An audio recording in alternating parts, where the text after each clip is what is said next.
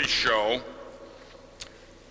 by Jane Clayson, who asked her concerning 9/11, you know, the attacks on the World Trade Center and so forth. How could God let something like this happen? Anne Graham gave an extremely profound and insightful response.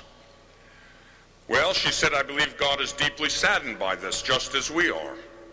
But for years, we have been telling God to get out of our life, get out of our schools, get out of our bedroom, get out of our public places.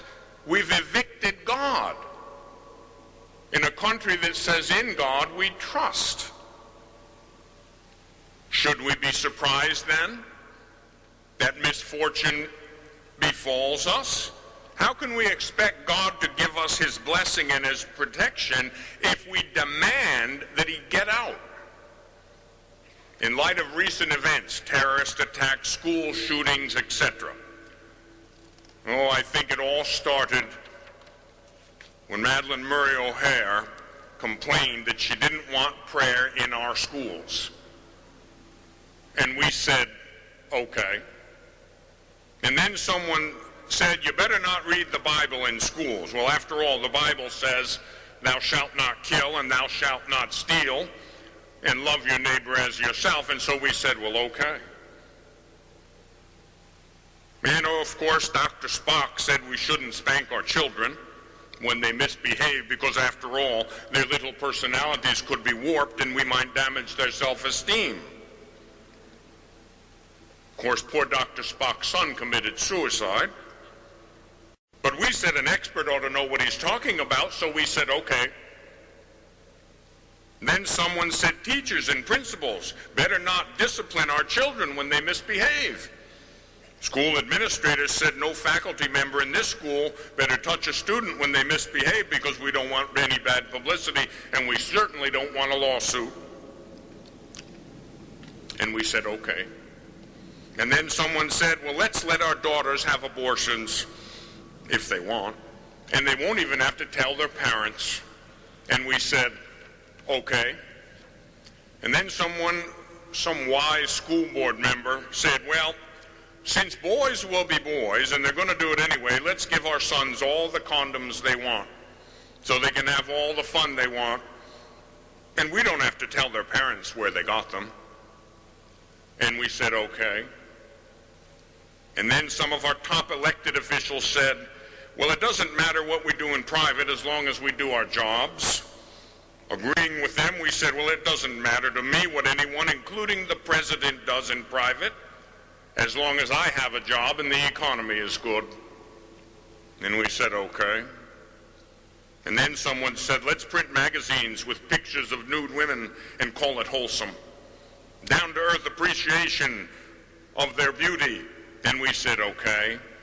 And then someone took that appreciation a step further and published pictures of children, and then further made them available on the internet, and even the Supreme Court couldn't get that all right. And we said, okay. And then the entertainment industry said, let's make TV shows and movies that promote profanity, violence, and promiscuous sex.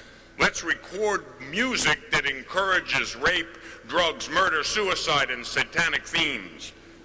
It's just entertainment. It has no adverse effect. Nobody takes it seriously anyway. And so we said, okay.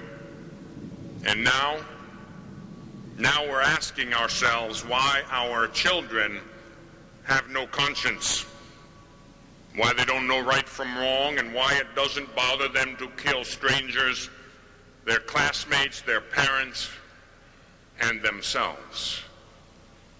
Probably, if we think about it long and hard enough, we can figure it out. I think it might have a great deal to do with we reap what we sow. And that is the state of affairs.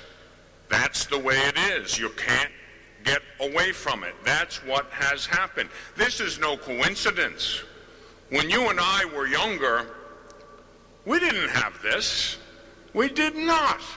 When I was a boy, the worst thing you could do was get in a fight, maybe, or, when you were a senior, drink some beer or something. There were no drugs.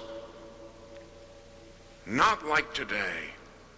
Something has gone very wrong. And I believe much of it has to do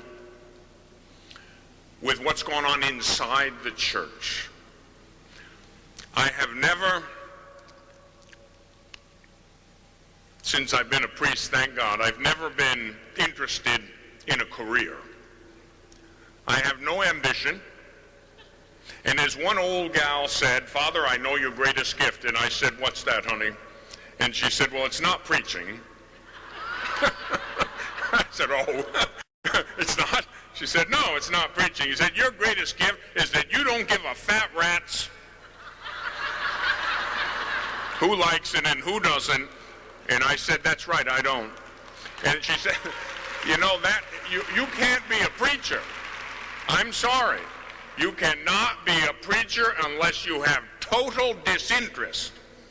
It doesn't make a bit of difference to me whether you like it or you don't like it. It's the same. It's the same. If I were preaching at the Vatican, I wouldn't be preaching any differently.